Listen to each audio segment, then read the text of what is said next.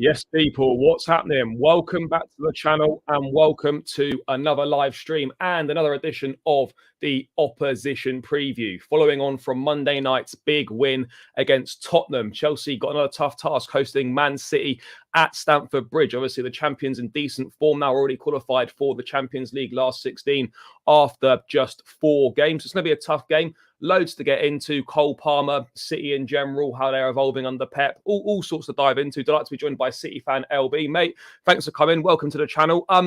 Mate, City, obviously, we'll start with them. They're doing all right. Obviously, a little bit of a quicker start than normal, you know, winning all those games at the beginning and then obviously losing a couple, Wolves, Newcastle, going out the Carabao Cup, etc. But you seem to have found your feet again and kind of clicking into gear. I guess sort of November, December time is when the sort of the top teams start coming to the table. Would you say City are starting to arrive now?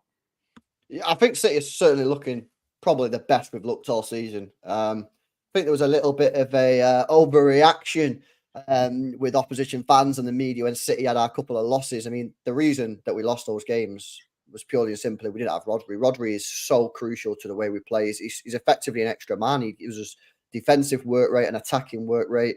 Newcastle, as soon as we were drawn against Newcastle, I knew it was out. I didn't even consider that we beat them. You know, Pep ain't taking that competition seriously anymore. He won it 5 times and probably got bored and thought we got bigger fish to fry, which, you know, last year we actually did because we won the treble. So yeah, Carabao's out. Not really any surprise there. You know, people say, oh, you got beat off Wolves. Well, hang on a minute. You know what I mean? People make it sound like it was a mad game. They had 1 shot on target and scored 2 goals. And the guy who scored the winner shouldn't have even been on the pitch. Hwang, he should have been sent off. But no one really knows about that because we don't put out statements like some other clubs. And then the Arsenal game, you know, was we got beat by a deflected goal. So there was a bit of an overreaction, I think. You know, so I seen the City are in crisis, all this kind of thing. I thought, hang on a minute. You know what I mean? This let's take a breath. But yeah, man, I mean, we're playing well at the moment. We played young boys in midweek. They didn't even have a single shot. We dominated the ball. And another day, we would have won that game 6-7. We're just snatching at too many shots. So yeah, we're banging form. But listen, I think the difference is with City, because we've won the league so many times in recent years, like we're not thirsty to be top of the league at this moment in time. Like, we are top of the league, obviously, because you guys, thankfully, beat Chelsea on Monday. But, you know, I said when, you know, a couple of weeks ago, I don't need to be top of the league right now. You know, no one wins the league in November. You know that. You know, Chelsea have won loads of Premier Leagues. Yeah. There's only one match week that matters, and that's match day 38. All you need to do at this period of the season is not fall away, right? So Chelsea, for example, because you guys now can't win the league because you're too far away. Yeah. No so, but you just need to be within the top, you know, 5-6 points, whoever's top, and you've got a chance. And then at the end of the season, March, April, May, they're the times when the big teams kick on. You know what I mean? So the fact that we're top of the league now, we're not seeing Kevin De Bruyne all season. Rodri missed a couple of games with suspension. John Stones has only played 3 or 4 games and is injured again now. Man, I'm over the moon, man. Honestly, I'm absolutely buzzing. Champions League, we're in the next round. We go to Saudi Arabia next month for the Club World Cup. Like, honestly, things are so good, man, at City right now.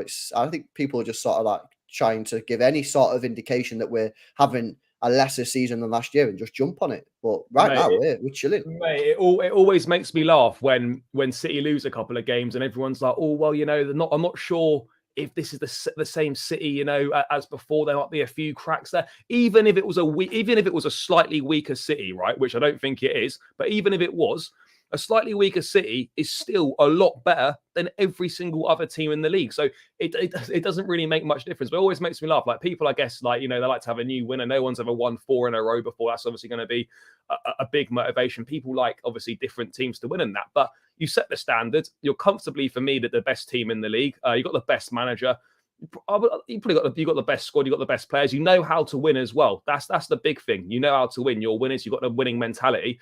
And yeah, you're going to lose a few games. Everyone loses a few games. But you know, when it really matters, City are always going to be there. And those players know how to deliver in the big moments, which sets you apart in a title race. Like I think we've seen with Arsenal last year. Arsenal should have won that. But because they didn't have the know-how, the mentality, and the winners in the squad, that's why they fell short. You know, it takes time to build that. And I think, realistically, I think City are going to be right up there, even until Pep leaves. I mean, I know it's a little bit into the future, but do you worry about when Pep leaves? Do you think, obviously, like City will still win stuff, but do you think that kind of closes things up? Do you think that's what rivals are waiting for, Pep to move on, and then it might level the playing field a little bit?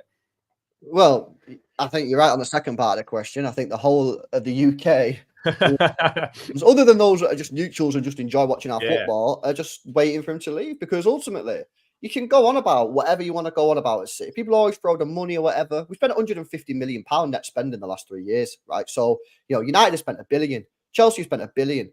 Arsenal just signed Declan Rice at 105 million. You know what I mean? Like, let's not kid ourselves. I mean? Teams spend a lot of money. And over the last few years, if you actually look at our net spend, it's actually really low. People can laugh at that if they want, but the stats are all there. The data's all there for you to compare with. The truth of the matter is, people don't like to accept this. Pep Guardiola is one of the best managers of all time, if not, in my opinion, the best manager of all time. You know what I mean? Because for me, he's managed now. I was on with a opposition fan the other day, and he said that City team last year is the most complete footballing side he's ever seen. This is not a City fan who said that. I think that the Barcelona team in 2008, 2009, that was the best football team I've ever seen. Right? And I'm a City fan, so I'm not even being biased towards it. I'm saying I still think that Messi, Iniesta, Xavi, Busquets, that team was, that for me, the best team I've ever seen. Both managed by Pep Guardiola. So what people need to understand is, it's a bit like Fergie when he was there. Until he leaves, it's going to be difficult for other teams to win the league. Can they win the league? Yeah, Arsenal should have won the league last year. Was it our fault? Was it our fault that Arsenal went 2-0 up at Anfield and then drew 2-2? Was it our fault that Arsenal went 2-0 up against West Ham and drew 2-2? Was it our fault that they drew 3-all against relegation side Southampton? Manchester City didn't play those games. So it had nothing to do with us. They should have won the league last year, but they bottled it. You know what I mean? So it's difficult for people to accept that, because ultimately they want to just blame something else. Yeah. But am I worried about when he leaves? I mean, worried isn't probably the word that I'm going to use, because that would sort of suggest that I'm really scared about him leaving. Look, I understand he's going to leave one day. Might be next year, might be the year after, it might be 10 years. Who knows? When he leaves, we will not be as good as we are now. We just won't. It's a simple situation. I've just said he's the best manager, in my opinion, of all time. So I can't sit here and say we'll be fine. So we're not going to win as much. The differences between us and the likes of Man United is that when Ferguson left Man United, they let Ferguson choose the next manager, and they had a board which was shocking. We have a board which I think will make the correct decision. The more worrying thing for me is I'm starting to see a couple of rumours now to say Cheeky, who's our sporting director or whatever, he's going to leave when Pep Guardiola leaves. That's more worrying for me, because he's the guy who picks. He's the best in the business. He's unbelievable. And he picks the next manager, bro. So that's where I'm actually more worried about. Pep Guardiola is not going to be picking the next manager for Manchester City. It'll be Tiki. So if he leaves, that's more scared. But listen, I'm living in the present. I think that's what all fans should do. Unless you're Chelsea and you're struggling at the moment, in which you might want to live. You might want to live in the future. But I'm chill, man. Yeah. I'm excited. Yeah, mate. I'd love to be back in your position. We've had so many years of it. We're trying to get our way back there. Hopefully soon. I think we're headed in the right direction. But we just want to touch on obviously the summer signings that come in. You've done a bit of business with us. Cole Palmer going one way to us. Obviously Kovacic going to you. I want to start with Kovacic. Obviously, we wanted a new challenge. I think for the last 12 months or so, he's been on the decline at Chelsea. I think a good squad player for City. What have you made of him so far? I mean, I think he's been okay. Nothing spectacular. I guess he's not really in the side that much at the moment. But I mean, what were your thoughts on kind of the signing of him and how he's generally been at the club? Yeah, so when we signed him, I was buzzing. For 25 million for a guy with his experience, that just looks like an absolute steal, especially in today's market. Started off the season really good, really strong, and then dipped and started being pretty shit, to be honest with you. Excuse my language. He was against Arsenal. He was poor, wasn't he? It was poor, weird. But he started the season really well, and then all of a sudden just started being just really bad, to be honest. But coming against young boys midweek and was really, really good again. So hopefully he can kick on and play well. I think for me, Kovacic should be a squad rotational player for Manchester City. You know what I mean? We just won the treble, but he's probably playing a little bit more than we all expected. But still, for 25 million, still done all right. So I'm happy with the signing, man. I think he's a good player, good experience to have in the dressing room. Yeah, 25 million, you can't really complain, can you? Really? No, I don't think so. I think it's probably a deal that's worked well for both parties. I mean, obviously you brought in three others: Doku, Nunes from Wolves, and I've forgotten the other one now. But yeah, some more of Gvardiol. And Gvardiol, of course, as well. Vardiol. I mean, obviously the big money signing, expensive from Leipzig. I mean, we tried to get him. I think the summer before last, we had a big bid rejected. Obviously you get him. Very exciting, excellent World Cup, top player. He settled in really well. I think he started well. He spent a lot of time at left back. He's comfortable there. He can play there. You must be delighted with him. I think he's going to go on to be one of the best centre backs in world football for many years to come. One of the best in the Premier League, if he's not already there. How excited are you by what you've seen from him? Because he's some talent. Bro, I think he's a bargain already. And people say bargain. You spent 77 million quid on him. What you on about? I think he's a bargain. I think that when you watch him week in, week out, he is absolutely mint. He is proper mint. You know, I mean, everything. I don't see a weakness in his game. Good in the air, good on the ball, strong, fast. He's got it. He's got the aggression you need to play in the Premier League. He's clever. I think he's absolutely class, mate. I really do. And, you know what I mean? I can't believe we've got him for 77 million because he just look. You said it then. You know, he could be the best centre-back in world football in a couple of years' time. I think he's certainly already up there.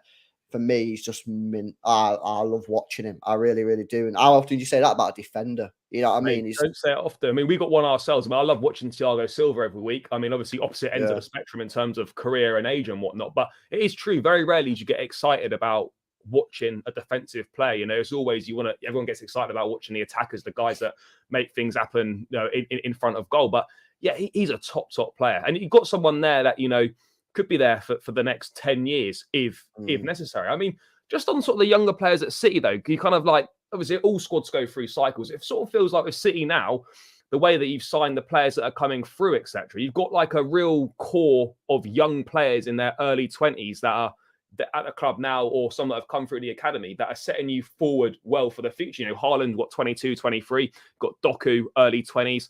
You've got obviously Vardiol, early 20s. You've got Oscar Bob in the academy. You've got Rico Lewis. Do you feel now that, do you feel, and Alvarez as well, do you feel now that obviously you've got a team for the present, but also that with the academy and with some of the younger lads you've signed, you're also setting yourself up very nicely for the future as well?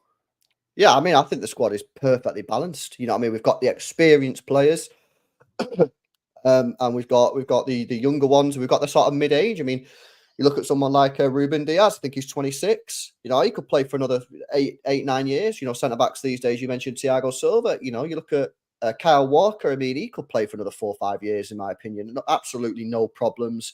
Gvardiol, 22, something like that. You know what I mean? Midfield, I think Rodri's still only 27. You know what I mean? Again, you're getting another 6-7 years out of him. Alvarez, 22, 23. You know, we've got such a good age group of players. And I think that's one of the reasons we probably brought Kovacic in, because we lost Gundogan because we messed around with his contract. And we needed that experience in him. We probably thought, yeah, bring him in, you know what I mean, just to sort of even it out a little bit. But yeah, listen, I look around the squad now and there's very, very little. I look at my squad and go, we need to improve. I think we need to look at our actual main situation for me right now is our backup DM, because when Rodri's not in this team, we just look like a completely different side. And he's finished. Oh yeah, Phillips is nowhere near good enough. We need a player. I don't think we can buy a backup DM. So this is the current debate I'm having with City fans at the moment is, can we buy a backup centre defensive midfielder to Rodri? I don't think you can. The reason I don't think you can do that is because Rodri is too good. So you have to play him. So then the backup DM is only going to play, 15 games a season spread across 10 months. They're never going to be match fit. And people, they'll be fit, you know what I mean? But if Calvin Phillips, for example, if he's got any chance of making it at Manchester City, he's going to have to play probably 8 or 9 games in a row to properly get up to the speed of things. Well, he's not going to do that because once Rodri gets a long-term injury, he's going to come in for a game or two. He's not going to be match fit because he's played 2 games a year. So I don't think, even if he went out and got a really good backup DM, first of all, are they going to sign? Because they know they're going to be on the bench the whole time. So for me, I think what we're going to have to do is look at a midfielder who can play in a centre mid position and play as a backup DM in emergencies. And the funny thing is, and a pretty frustrating thing is, do you think Nunes can do that? Well, I wanted Nunes to play as a 6 against young boys in midweek because I think he potentially could, because he's got the speed. The thing that the issue with Calvin Phillips is not on the ball. It's not mentality. It's the fact that he's too slow. You know what I mean? Because you need to get around the pitch quickly. Whereas Nunes has that. He's got the acceleration, but he's had a couple of chances to try him there and he's not tried it. So I assume that Pep Guardiola thinks he can't do it. But what I was going to say is the player that can do it, the probably best player in the world at doing it, was Ilkay Gundogan. Ilkay Gundogan played every week, played in midfield, and then when Rodri got injured, Gundogan just stepped back and he could do it. He'd done it to a T. I think we won the Centurions with him at 6. So it's a little frustrating we've lost him because he was such a good player and underrated. But yeah, that's the only real issue. Everything else is pretty calm. You know, you're looking further down the field, Kevin De Bruyne, what are you going to do? Because 2-3 years, he's probably going to leave. But you know, that's in the future. Right now, the squad is perfect, really. No, and do you know what as well? Like, everyone goes on about Cobham with us being such a fantastic academy, and it absolutely is. We're producing some great footballers, and we'll continue to do so. I think a lot of people overlook the City Academy as well, about the sheer volume of players that are coming through that academy. Maybe not going to the first team, all of them, but are going on to have very good careers. You got some coming through at the moment. Obviously, Lavia's with us now. We haven't seen him yet, but he was part of you. Was Cole Palmer? We'll get onto him shortly. You've got Rico Lewis breaking through back end of last season. He's here now. Oscar Bob as well, another exciting one. Do you think that's something that gets overlooked, how good City's academy is and like the players that are being produced? Obviously, everyone we know that Phil Foden, of course, is the main one that's come through and is a mainstay in the team. Rico Lewis could do that. Maybe Oscar Bob could do it as well. But do you think that's something that gets overlooked? Because I don't think a lot of people give enough credit to how good that academy is. Yeah, no, I completely agree. I mean, it's a cash machine. It's an absolute cash machine. And people don't get it. People don't get it, mate, because I see so many people, City fans included, saying people stop coming to the City Academy because they don't break into the first team. You miss it. That's not how football works. You know what I mean? If you're a 12-year-old, right, you're a parent, right, of a 12-year-old, yeah, and you've got all these clubs in front of you, City can come to you and they'll just be real. And they'll say to you, look, the chances of your kid, making it at City are very slim. Why? Because we are an elite level football club. We're going for Champions Leagues. We're going for Premier Leagues. We only have the best of the best of the best, right? And you're probably thinking, well, this isn't much of a sales pitch. But then what they do is they get out a massive folder this thick and go, look at all these players that have come through our academy and are now playing top level football. You know, so many players. So what we're saying to you is you could come to our academy, yeah? We will give you the best football education in the best facilities. You know, the CFA, the academy at City is absolutely insane. You know, the best coaches, best facilities, and the chances of your kid making it in the professional game, which is ultimately what they all want. They all just want to be a professional footballer. Yes, they probably want to play for City or Chelsea or whatever, but they all just want to be a professional footballer, right? We'll give you the best chance.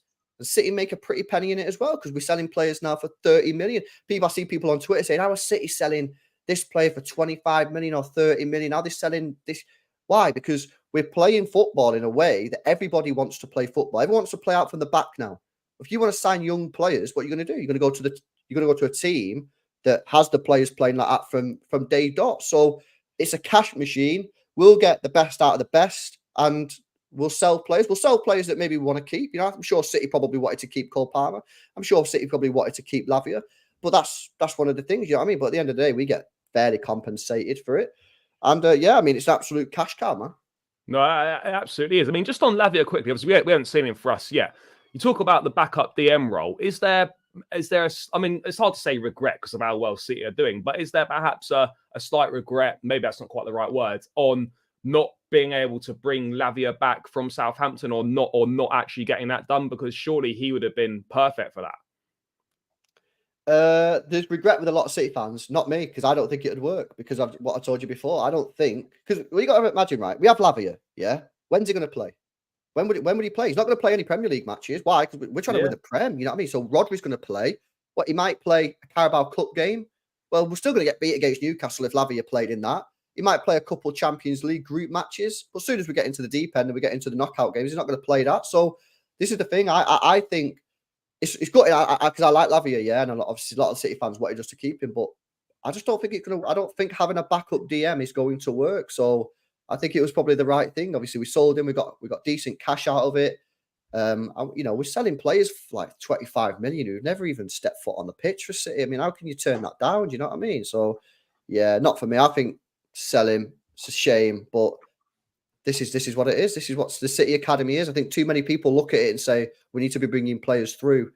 That's not going to happen. That's not going to happen.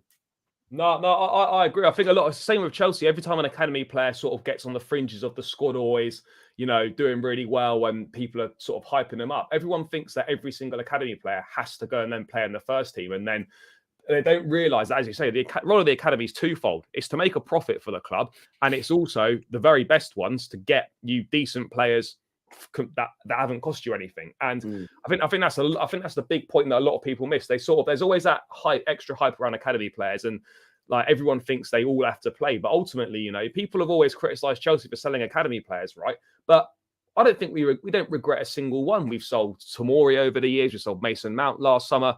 We've sold Loftus-Cheek. We've sold Hudson-Odoi. Like, the list is endless for the amount of academy players that have left. And you can't look at any of those and think, yeah, shit, that was a real bad mistake. We should never have sold them. And I don't think people can overlook as well, like, the fact it's pure profit on the books as well is another huge appeal. Well, that's another downside of FFP. You can reel them off how bad FFP is for football, but that's another bad thing in that clubs look at academy players and go, if we sell Mason Mount for 60 million quid, that's pure profit. And then you got people around the board going, yeah, but it's Mason Mount. He's Chelsea. The fans, well, not all the Chelsea fans, but a lot of the fans like him. You know what I mean? We want to show the academy that you got these academy. But at the end of the day, money talks. So that's just another byproduct of just a shocking rule in FFP. But yeah, you are right. It's pure profit, and it goes straight to the bottom line. Yeah. So. I mean, a couple of exciting ones at the moment. Rico Lewis, Oscar Bob. I think people know a bit more about Rico Lewis, but I mean, obviously people at City think very highly of him. It looks like you've pretty much got, obviously you will go and sign another right back, of course, but it looks like you've got your long-term successor to Kyle Walker. I mean, you guys must be really excited by Rico Lewis. Every time I've watched him play, he just looks so comfortable. He just looks at home. He just looks like an unbelievable player. Yeah, but I'd ask you, why do you think he's our next Kyle Walker? Because how many times have you actually seen him play right back? Because he doesn't invert, doesn't he? He inverts. Well, he's not been recently though. He's not been recently. Recently, he's been playing as an actual midfielder. He did last season. He played a lot, and I think he was there in the last game towards the end of the game because Walker got subbed off. But this season, I'm pretty sure he started every game he's played actually in midfield and not been playing right. I don't think he's going to be a right back for City because I don't think he's physical enough. Now, he's only 18. And of course, we all know like you grow to your 22 or whatever. So maybe he'll get some strength and get some muscle on him. But I think he's a better midfielder than he is right back. And I'm pretty sure in an interview recently he said the same thing. He thinks the same. He's a better midfielder. I mean, with John Stones obviously out this weekend, massive loss. Do you think there's a chance, having said that Rico Lewis could actually play that John Stones sort of midfield role this weekend? Or do you think it's a bit too big for him? Well, no, I don't think it's too big for him. Not at all. I mean, he played against Arsenal there, didn't he, away? So no, I think we're long past that point of is it too big for him? But it won't. If he does play, it's not going to be as a right back. It'll be as a midfielder. But is he going to play? I don't know. I really like Rico Lewis. I think he's mint. Yeah, I mean, I think when he's in that midfield, the way he drives forward, for me, only Foden does the same. The way he drives with the ball, he's so quick to drive forward with it. It makes the opposition really difficult to sort of mark because he can just skip away from you. But is he going to start? I don't know, man. I don't think so because I think he'll probably go Alvarez and Bernardo. But he's great. Oscar Bob, he's another one coming through. Pep really likes him. Norwegian international. I just think he got his first cap for Norway in the last international break. So he's another player that's coming through. Apparently, City rejected bids of upwards of 20 million for him in the summer. So I mean, again, I don't know if did he play last year for us? I don't think he did feature. I don't think he did. So yeah, another one that's worth a lot of money. Mate, there's loads of it. It's not a bad place to be in at all. One that has moved on, obviously. Cole Palmer left in the summer, just over £40 million. I think it took a lot of people by surprise. I don't think. I remember Pep saying after the Super Cup, where he obviously scored the equaliser, that Palmer was he weren't going to go on loan. He's either staying or was being sold. I don't think anyone expected Chelsea to come in for him. When Fabrizio was saying, Chelsea have got that. There's this guy that they're going for an attack, and they're going to announce it soon or whatever. Everyone was thinking, it'd be Musiala or whatever. Turns out to be Cole Palmer. I mean, not an anti-climax, but I don't think anyone expected it. But, I mean, mate, I can't believe how good this guy's been. I mean, look, it shouldn't really come as too much of a surprise because he's come through the City Academy. He's learned from Pep Guardiola, like the best football upbringing you can probably get. We've seen glimpses of what he's done at City. Already at Chelsea, he's played more minutes in the Premier League than he did in his whole time at Man City. He's been sensational for us. He hasn't had a bad minute in a Chelsea shirt. I know it's a small sample size, but the impact that he's had going from being on the periphery at City for 3 years to coming in and being one of the main faces of the Chelsea project now, I can't believe how well he's done. Goals, assists, Mm. coolness under pressure from the penalty spot, big in big moments. He never shies away from the ball. He always looks to make things happen, get on the front foot. He wins possession back a lot in the final third in important places. One, were you disappointed he left? And then secondly, are you surprised at how well he's done? Not surprised at how well he's done. No, because I know how good he was. I was one of the very few City fans that actually rated the guy. You know, the problem is with Cole Palmer is he can only play in select positions. He can play right wing, or he can play sort of attacking midfielder. You might obviously you can get away with him at false nine at times as well, but his main positions is right wing and attacking mid. Last year he played 9 minutes as a right winger. Spent more time on the left wing. He ain't a left winger. I don't know if he's played there for you yet, but if he does, you'll see that he's not a left winger. It's like putting Mahrez on left wing. It ain't going to work. Just because he's left footed, yeah, that's not how football works for some of these players. And when he plays an attacking mid, he needs pace in front of him, which is what he had in the academy when he played attacking mid. What did he have when he played in attacking mid for City? Who played right wing? It was usually Mahrez. Because he wants to put balls in behind, which I'm sure you've seen him. If Sterling's on the right, if Palmer gets the ball, Sterling will make a running back and put the ball in. That's what he needed. So unfortunately, we just didn't play him in the right positions last year, and it made a lot of City fans not rate him. You know what I mean? Which I was gutted about, because I was like, I know this guy's got the quality. I've seen him in the academy. We utilize him in the wrong ways. So now I'm absolutely not surprised at how well he's doing. He'll do very well for you. He's a great player. Was I gutted? I was a little bit disappointed when he went, because I knew the quality he had. Ultimately, though, we got 45 million quid for him, which is good money, and we got Jeremy Doku in. You know what I mean? So it is what it is. You know what I mean? I would like to have kept him, but you know, sometimes you know when you're a parent, yeah, and you let your kids leave home and blossom. You know, it's kind of like we call Palmer. Just let him leave and do his thing. And I'm always buzzing for him, man. I'm buzzing for him. I like to see him doing well. So yeah, I'm sure he'll slam it for you. He's a great player. I mean, where do you think his best position is? Because obviously you mentioned he barely played on the right for City at all in the Premier League. He's played a lot on the right-hand side for us. He's also played a bit more centrally in that number 10 role and has looked very comfortable there. I mean, having seen a lot of him, a lot more than we have as Chelsea fans, where do you see his best position? Right-hand side, 10, or you just think a combination of both? Yeah, maybe a combination of both. I don't know. It depends who he's playing with. You know, like I say, if you're playing with slower players around him, which isn't really how Chelsea set up, then definitely right wing. But if you're playing with fast players who are making runs in behind, then maybe 10. But I just think he's a great player to have. He's versatile, so, you know, you got best of both worlds, haven't you? No, you definitely do. I mean, I was struck by how confident he is as a kid. You know, he's 21, 22, maybe slightly younger than 22 or whatever.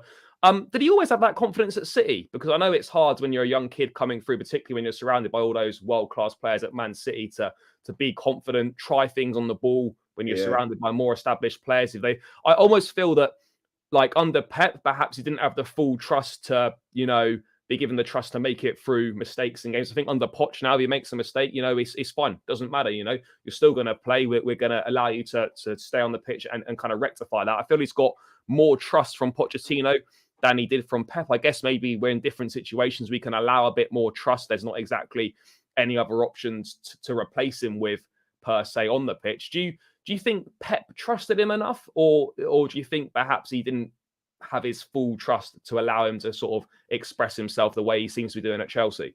No, I think it was just the fact of the players in front of him, right? So right wing last year, who did we have? Yeah, we had Mahrez, Bernardo Silva, Foden. His fourth choice, you know what I mean? So, and then in midfield, he ain't going to get ahead of Kevin De Bruyne, Bernardo again, Foden again, Alvarez again. It's difficult for him to get in, which is why he was given sympathy minutes on the left wing. But he's not a left winger. So every time he come on the left wing, he was poor. But like he's not a left winger. So yeah, I don't really think it was anything to do with that. I just think it was a case of competition was too strong. Would he have got a few more minutes this year with Mahrez leaving? Probably.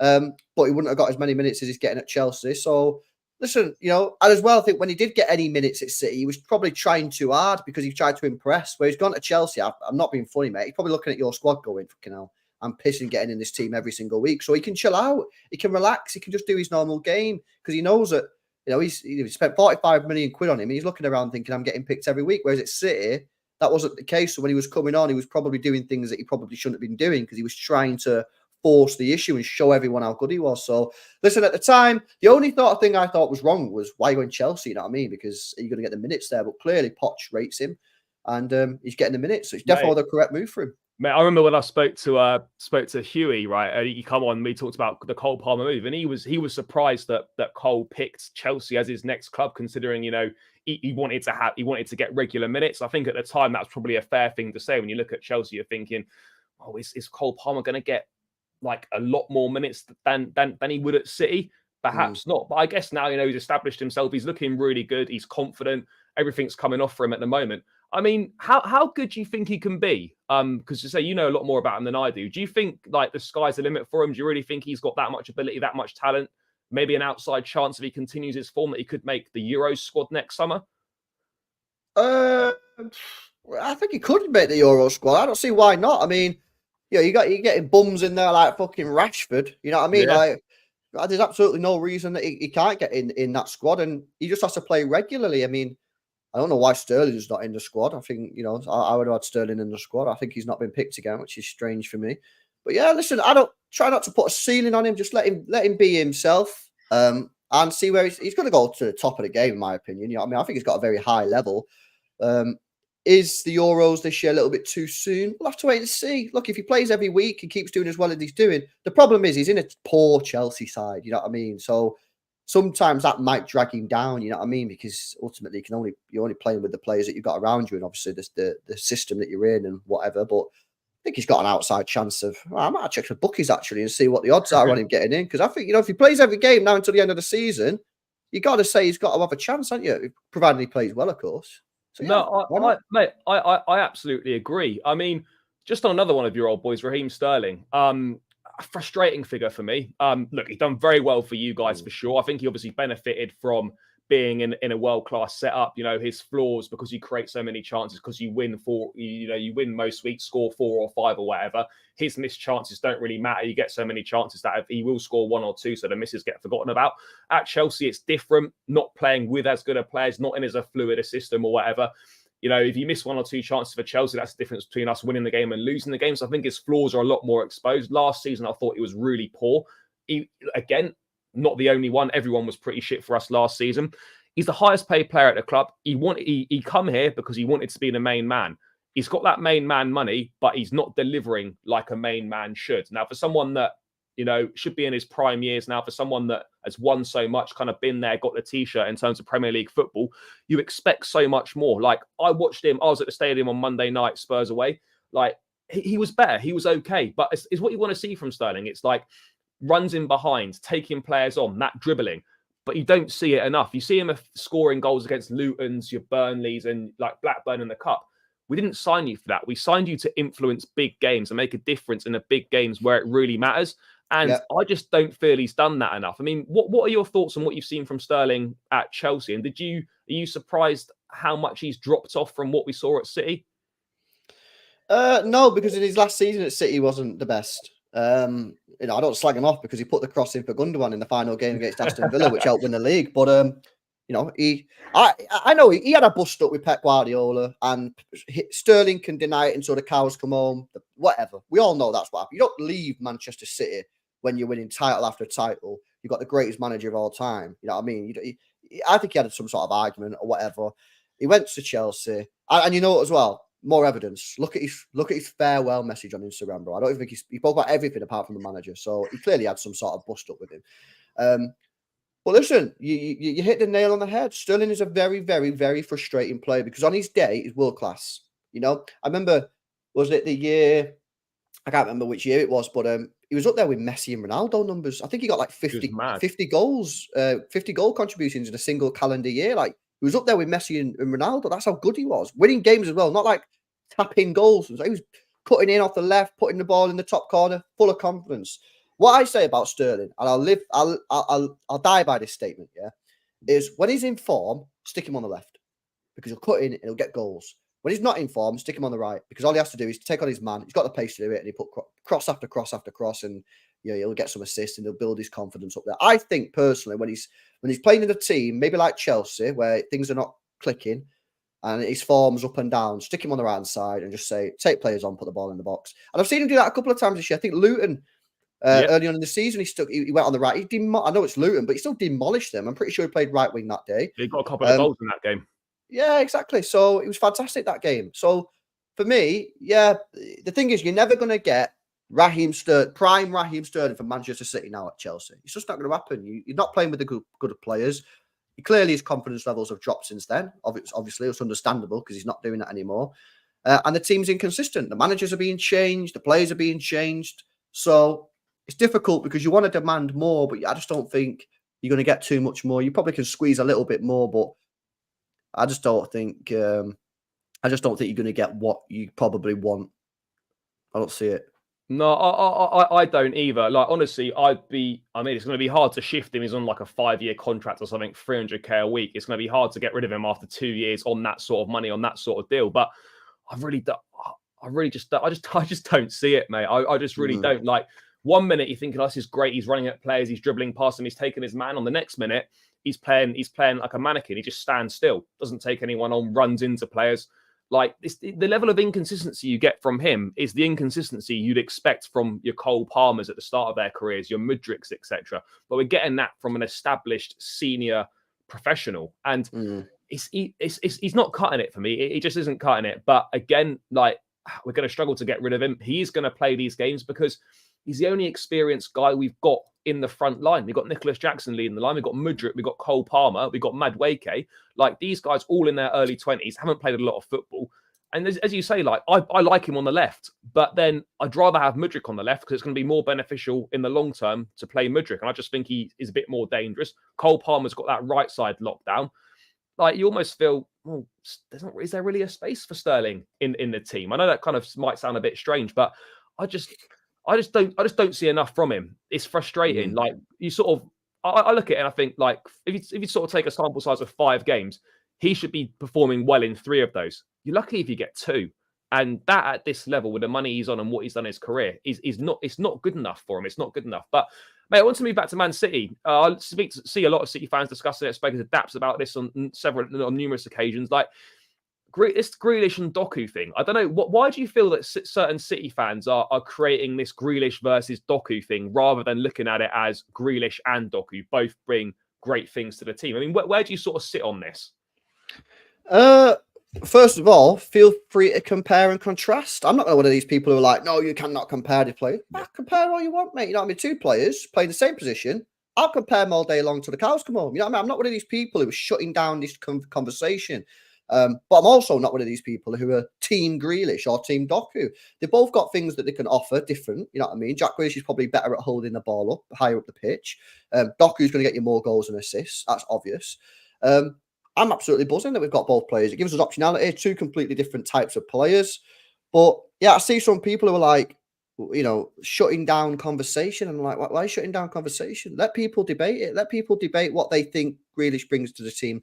Let people debate what Doku brings to the team. Shut down the people who are like, Team Doku, Grealish's ass, or Team Grealish, Doku's ass. Shut them people down. You know what I mean? For fairs. But, you know, we're not here to have conversations and debate things and have talk about stuff. You know what I mean? So long as everyone's just doing it reasonably and not being a dick, then I'm all for it. So I'm buzzing with both of them. Grealish is up to his game in the last few matches as well. Doku got 5 goal involvements last weekend. So yeah, we got 2 brilliant players out on that left hand side. I'm a massive Jack Grealish fan. Like, I always feel that so many people don't understand his game and what he brings to that team. You only have to look last season at how integral he was to the side that won the treble. And people, like, I think the problem nowadays is, like, so many fans or new generation of fans, like, are so GNA orientated, and that if your GNA is not that great, I must mean you're crap.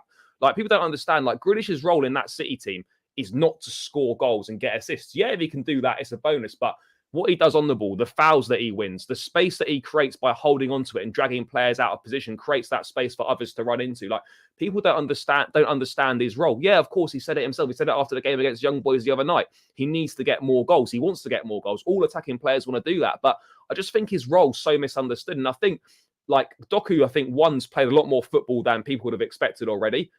He's done a lot better than people would have expected. But still, I think in those big games, Pep isn't ready to trust him just yet. You have to earn that trust. You've seen Manchester Derby away.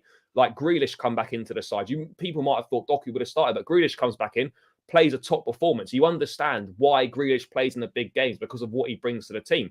And people say, you know, maybe Doku should start against Chelsea, but I fully expect Grealish to start because of what he brings in those big games. But I mean, do you think Grealish is a bit misunderstood at City? I mean, look, obviously he needs to up his level again because Doku's come in now, sort of a new kid on the block, exciting, sort of the complete opposite to him in terms of pace, taking players on, more goals, etc. Did you think Grealish needs to adapt his game, or do you think, actually, do you know what? Keep doing what you're doing and improve on it, and you're going to be very important for us in certain games, but you're not going to be the automatic starter you were last season. Yeah, so no, I think you're right on being a bit misunderstood. Yeah, you are right. You know, a lot of people these days, and I can be guilty of this at times as well. Be a bit too, a bit too focused on the G&A. The problem, Jack Grealish hasn't got a problem right now, right? There's no problem for Jack Grealish. People are like, oh, Jack Grealish got a problem. He's not got a problem right now. You know, the problem will come is if Doku can offer just 50% of what Grealish is doing in the big games. So you mentioned there in the big games, he'll go to Grealish because Grealish does this, and this. If Doku can do 50% of what Grealish is doing, it then becomes a choice of, you might lose a little bit. He's not good at Jack Grealish doing what he's doing, but look at all the goals and assists. You know what I mean? So we are, you know, because ultimately, yeah, we could like, it's not all about G&A, but ultimately, guys, the game's about scoring goals, right? That's how you win football matches. And Jack Grealish, as good as he has been in the last year, his goals and assists haven't been great. We can talk about all the good things he does.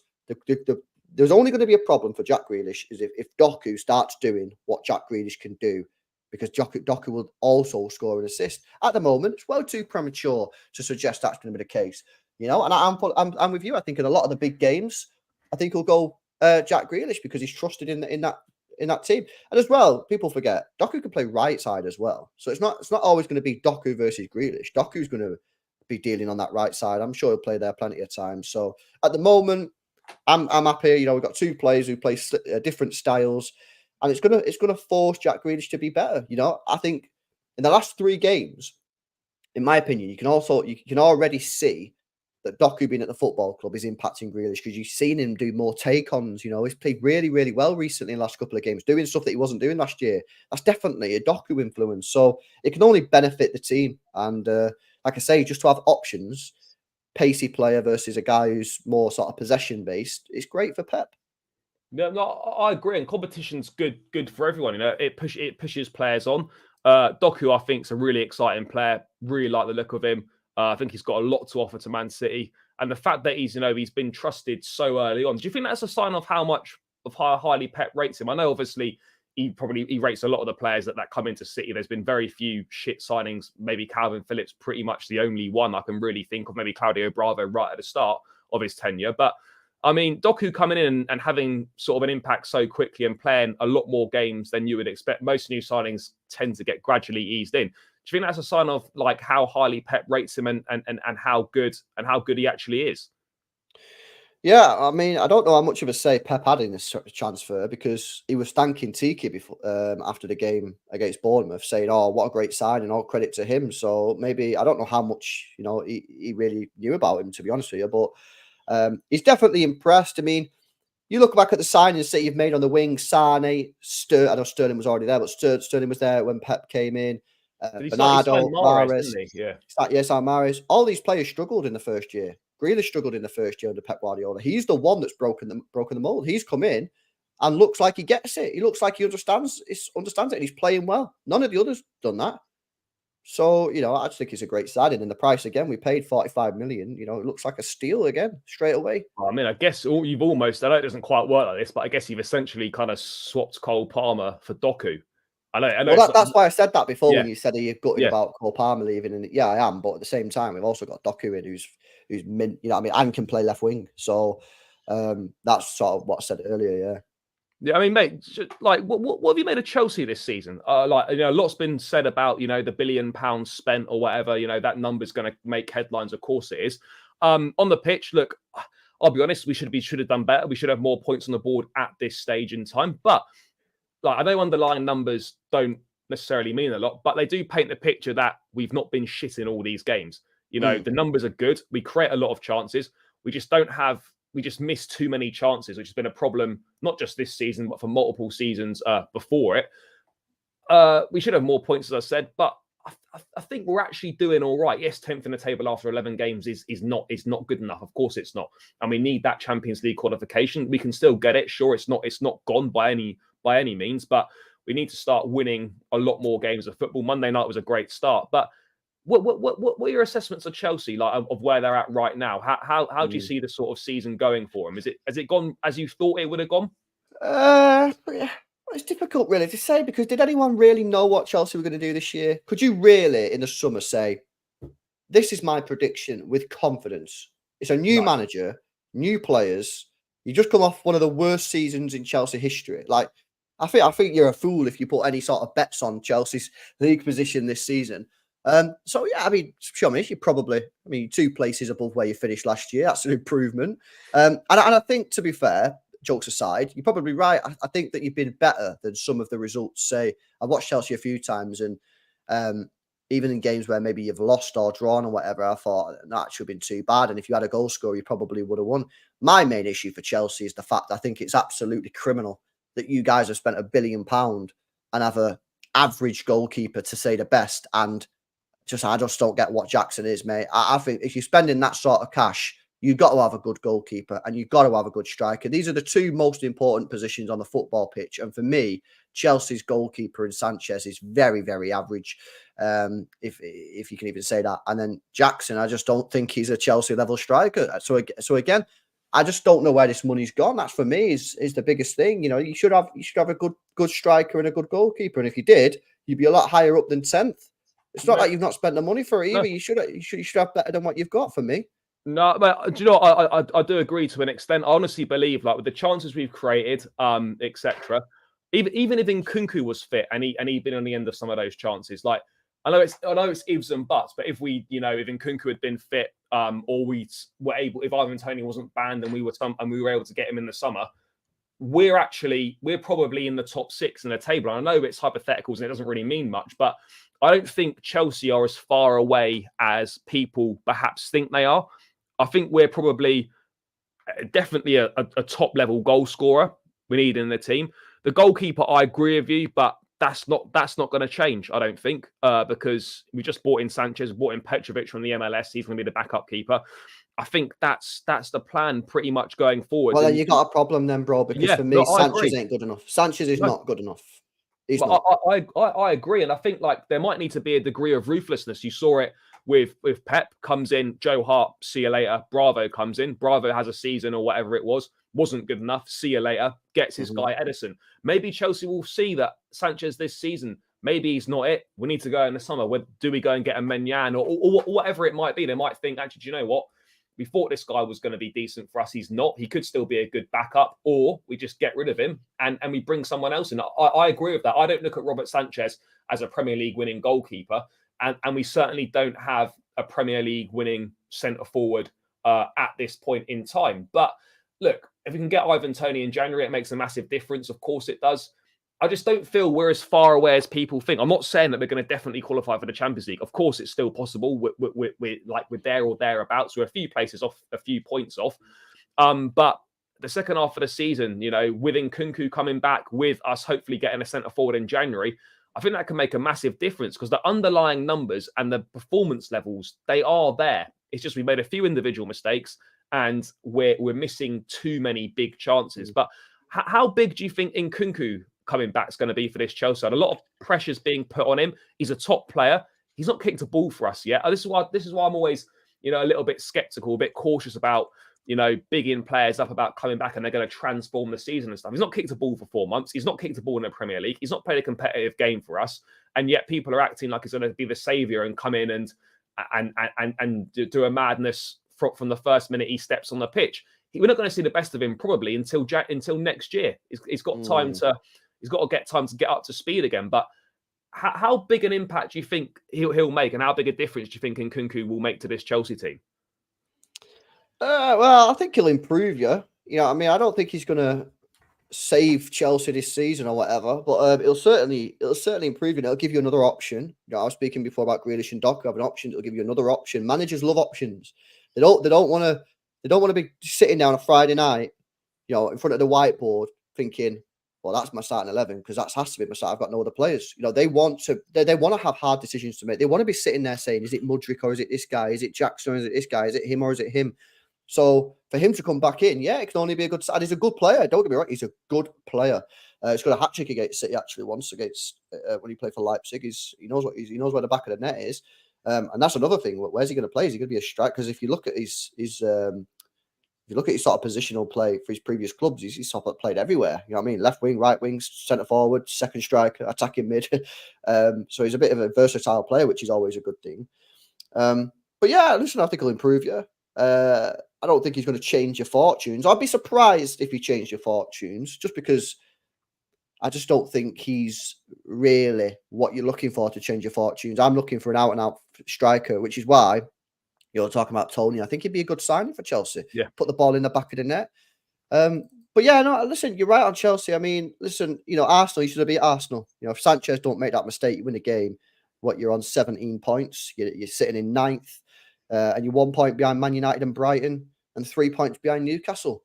And I'm sure you probably know other games of where Sanchez has made mistakes or Jackson's missed an absolute sitter where if he scores, you win or whatever. Mate, we've missed so many chances. Honestly, it's actually painful when you I saw someone had put like a compilation together of all the massive chances we've missed.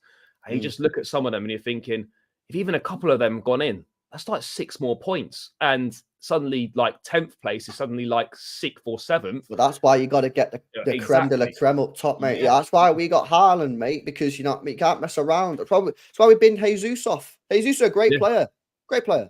Not going to win you the title. He's not going to win. He's not going to lead you to a title. He's not going to lead you to a Champions League. He's not good enough. You know what I mean? I've seen that with my own eyes. I think he's a better winger than he's a striker. You know, at the end of the day, you look back at history. You look back at all the teams that win titles, that win Champions Leagues. 99% of those teams have great strikers who can put the ball in the back of the net. You know what I mean? And you've got to get someone in, which is why, you know, I think if Chelsea went for that Osimhen, mate, I think that'd be interesting. I think that'd be seriously interesting. It's going to cost a lot of money. You're already $1 billion deep, mate. You know what I mean?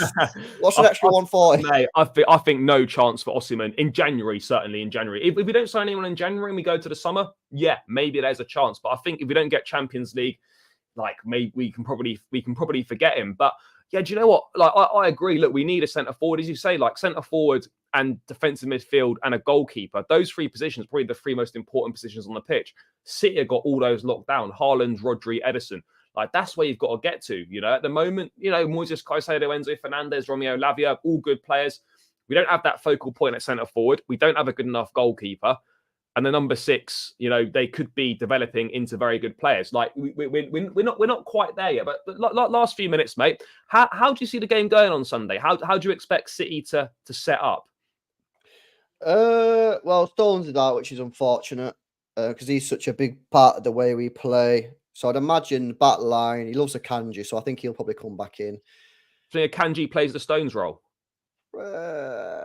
Maybe. We've seen him do it a few times. He ain't the best. He can do it to a certain degree. No one's going to do it as good as John Stones, but he's not the worst at it. I don't know what he's going to do at the back, but it'll be your standard. I'd imagine it'd be your standard Rodri, Bernardo, Alvarez in the midfield, and then Foden, Haaland. And I personally would go Doku in this game, but it depends whether he goes Grealish. Defense, I mean, there's only 2 options, Ake or Akanji. I mean, they're the only 2 players that he can bring in. But I'd imagine he'd bring in Akanji so he can keep Gvardiol at left back because he really likes Gvardiol there. But yeah, that's pretty much the basis of how it'll go, I'd imagine. Yeah, I mean, look, you beaten United away, obviously lost away at Arsenal. I mean, you've got a pretty decent record at Stamford Bridge, to be fair, in the last few years. It's been a long time since we put 6 past you there, all those years ago. But, I mean, like, beat us 1-0 last year, Mahrez and Grealish combining off the bench. I mean, De Bruyne's put a few past us in previous years. So, like, our home form's not the best. Look, it's not an easy game, but you would fully expect City to win. I mean, do you think, what sort of problems do you think Chelsea can pose you? I mean, do you have any, I'm not saying you should be worried about us per se, but do you have any concerns, small concerns maybe, that, you know, if we're not quite at it or we're not, you know, careful with certain players, you know, they could cause some damage for us? Listen, I was just on with another Chelsea fan, Goonie, then, and I was speaking to him thinking, I don't see City scoring less than 2 goals in this game. I've seen the way that Chelsea has defended recently. I don't think the defence is fully there. I think Colwill, for me, looks shaky at the moment. Definitely not left. He's not a left back. Nah, exactly. I think he looks shaky. And I just think that we'll be scoring at least 2 goals in the game. So do I see Chelsea scoring 2? No, because I don't think you're clinical enough. This is why I'm saying I think you need a top level striker. I think if we go there and play to a decent ability, I think we'll win the game. I've gone for a 3-0 City win on the score prediction. Yeah, I thought I'll watch the game. I'd be confident if I was a City fan for sure. Yeah, and I watched the Tottenham game. I thought you made hard work of that. I know you won comfortably in the end, 4-1, but at 1-1, whatever, when in 9 men, I thought, well, what are these clowns doing? You know what I mean? Yeah, mate. Do you know what? Like, I was there, and it's just like, and this is the problem with a lack of experience. Is there was no calm heads. Like, you don't need to rush things. Down to 9 men, you're going to have 2 men overload. You're going to have 2-man advantage and an overload. Either side, both times. Like, it just required a bit of a calm head to just compose people. No, we don't need to rush this. We don't need to rush passes. We don't need to try and pull things off. We'll break these down. Just keep doing what we're doing and break it down. Like, other than Thiago Silva and Raheem Sterling, there's no players in that team over the age of 25. Like, that's mad. When you think about it, no players over 25 other than Sterling and Silva. That's why I've got to criticise Chelsea's transfer activity. I just think it's wild. I think this whole thing of getting the kids in, getting the young players in, I just don't think. I think he's basically thinking it's like FIFA or something.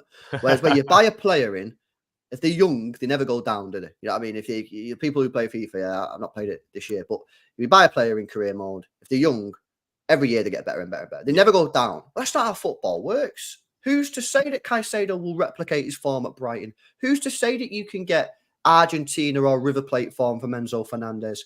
Who's to say that Lavia will play as good? That's who's to say that Colwell will play the same as he did at Brighton? That's not how football works. To expect all these players to play at the same level, the level that we're playing when you bought them, or even at improved level, you're delusional. That is not how football works. And people keep saying, yeah, but in 2 to 3 years, this Chelsea team, they'll all be 25, 26, 27. They'll all be coming into the primes. They'll be mega. Sorry, if that's how football works, then that's what people would have been doing for the last 30, 40, 50 years. But, here in the real world, we all understand that that's not actually how football works. So I think the next time you go into the transfer market, you got to bring in more experienced players. You got to bring in winners. You know what I mean? You can't keep bringing these players in who are like 22, 23 from Brighton and Southampton. You got to bring players in who've played at the top level, Champions League, gone deep in the competition. You know what I mean? I think obviously Enzo, Argentina, good. He's been there. He's done it. But I just think your transfer activity, man, it's not what I would have done with a billion. No, I hear it. Look, I'm not going to sit here now because in the summer I was bigging it up. I'm not going to sit here now and like go back on myself and say, oh, it's not quite there. Look, I liked it, but I agree with you. It's a massive gamble. Not all these players are going to reach the potential that we think they're going to reach. Correct. That's just not how it works. And secondly, one of my major concerns of it is with young players, they all need minutes and runs of games to develop their game and develop as footballers. When all your team and squad is virtually young players, all these guys are taking minutes off each other that they all need. Like Jackson at the moment getting a run of games at centre forward, but Broja also needs a run of games. So what happens there? Like some of these younger players are going to develop much more because they're playing, and the other ones aren't going to develop because they're not getting the minutes. So you get a bit of a bottleneck situation. And like that for me that's one of the main things that I'm concerned about is that fine, sign all these players, but then we need to realize that one, they're not all going to develop at the same rate. They're not all going to be as good as we thought they were going to be. And secondly, we're not going to be able to develop all these players at the same rate because they're all taking minutes off each other that they all need. So, and as young players make mistakes. It's part of the development. It's part of the learning. But the problem is, I don't think Chelsea are in a position where the players can make mistakes. I mean, you spent £1 billion. You need to be getting in the Champions League. You need to be getting that cash. You need to be competing at the top level. This isn't Chelsea. What we're watching now. We need to see Chelsea back in the top 4, especially when you spent all this money. So you're absolutely spot on in what you're saying. He's brought in all these players, and it might look good at the time, but then you got to face with reality of, okay, we need to get these players to gel. We need to get these players to develop. You know what I mean? So it's all right, Caicedo playing like that for Brighton. He's now playing like that for Chelsea in games where when Man City come to Stamford Bridge, most people in this chat, Massive probably game. yourself included, probably think that City will win the game. But ultimately, you probably think we want to win this game. We expect to win. We're Chelsea Football Club. We want to win the match. You know, probably not have that pressure. So again, you got all this stuff to deal with. And this is why the next time you go to the transfer window, I really, as a neutral sort of just looking at it, obviously from City point of view, keep doing what you're doing. But as a sort of neutral point of view, I want to see it. I want to see Chelsea add some experience and hopefully some proven winners, players who could come into that dressing room and go, we're not competing for top. We want to win the league. We want to get in the Champions League. We want to compete. You know, get back to where Chelsea used to be. So it's going to cost some more money. Maybe he sticks with this process and maybe it works. Yeah, I mean, I've set out the reasons why I don't think it will, because I don't think it's realistic, and you know, no one's ever done it before, so it is kind of fresh.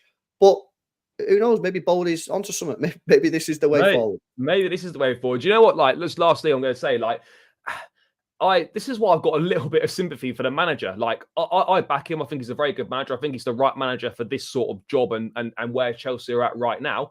But like, it's hard because we know it's a multi-year project with, like, we're not going to see the best of it right away. But then we also need results instantly to get ourselves back into the Champions League. Because, if you miss out the Champions League for 1 year, if that 1 year becomes 2, then you could easily be out for 4 or 5 years. The league's so much more competitive now. Your Man City, not your Man City's, your Newcastles, your Villas, your Brightons, Tottenham back in the mix. Like, 1 year could easily become 2 or 3 years out. Bro, Man United haven't won the league now for 10 years. No, exactly. It goes like that. And what Chelsea don't want to do, you don't want to be like, this is your second season at the moment, mid-table. What happens? It happens next year. You need to nip that in the bud, and that's why you need to go in the market and get yourself a top-level goal scorer. And for me, a better goalkeeper. Yeah, mate, I absolutely agree. I still maintain. I've said it before. Like, I think it's the hardest job. One of the hard, obviously, like, I mean, in top jobs. I don't mean obviously down the bottom of the pyramid is harder jobs and whatnot. But in terms of like the top level, I don't think there's a more difficult job than Chelsea at this point in time. I probably think it's the hardest job in football. It's certainly up there. It's certainly up there. It's a real tough one. I'd say probably United for me is probably more tricky at the moment. Yeah, to be fair as well. But mate, to round out, score prediction Sunday. What you saying? Yeah, 3-0, Haaland 2, Doku 1. Fair. No, I mean, do you know what? I can't even really disagree with it. But do you know what? I've always got to back the boys. I have to. The win on Monday. Maybe we make it 2 wins in a row. Going to the international break on a bit of a high. I'll say 1-1. I'll go with a 1-1. If we can get a point, I would be delighted. And that's not me being negative or whatever. That's just the reality right now. You know, people want me to say, oh, why aren't you backing your team? I do back my team, but at the same time, I'm also realistic. And to just to blindly say, we're going to beat City with no real strong evidence to back it up, I'll go for a 1-1 draw. Mate, thank you so much for your time. Greatly appreciated. If people want to check out more of what you do, where should they go? Yeah, It's LB is the YouTube channel. I just launched the second channel yesterday, More LB, just like random stuff on there. So yeah, man, I enjoyed the conversation. Big up the chat. Hopefully you enjoyed the show. Make sure you drop a like, subscribe, and yeah, big up, man. Thanks for having me on. Nah, pleasure, mate. Guys, it'll be tagged in the title, so make sure you click on it. Go show LB some love. Subscribe to the channel. Guys, on the way out, make sure you smash the likes. Make sure you subscribe to the channel as well. We're almost at that 7K mark. Few more to go, so if you can help me get there, people on the way out, smash the like, subscribe to the channel. Guys, I'll be back tomorrow with some more build up to the City game. So yeah, take care, guys. Enjoy the rest of your evening and catch you again soon.